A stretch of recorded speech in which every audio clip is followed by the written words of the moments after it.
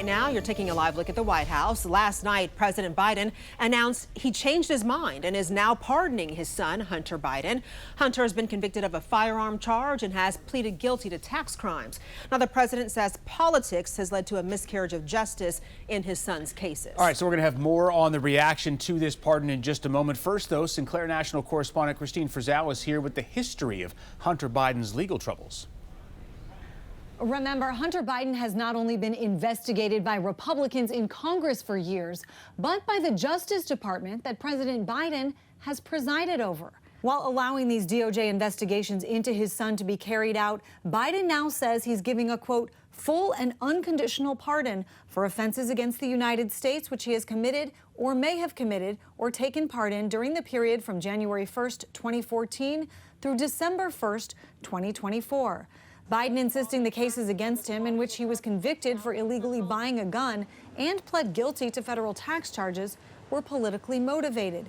He called them unrelenting attacks on his son, who has been sober 5.5 years, saying, Hunter was singled out only because he is my son, and that is wrong. It's a change of tune from a few months ago when he was still the Democratic presidential nominee. And have you ruled out a pardon for your son?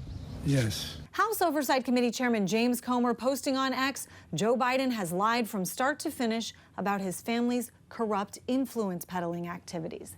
The pardon comes just days before Hunter Biden was set to be sentenced in his federal cases, sentencings that had been delayed from earlier in the fall. I'm Christine Frizzell reporting.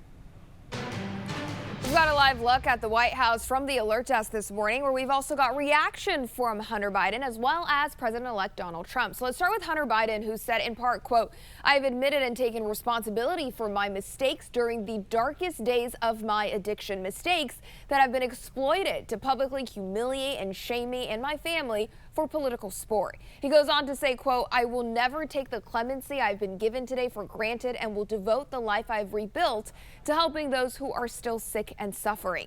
Meanwhile, Trump posted on Truth Social saying, quote, does the pardon given by Joe to Hunter include the J6 hostages who have now been imprisoned for years? Such an abuse and miscarriage of justice. Now, it's worth mentioning in Trump's final weeks in office, during his first term, he pardoned Charles Kushner, Ivanka Trump's father-in-law, who was convicted for making illegal campaign contributions, tax evasion, and witness tampering.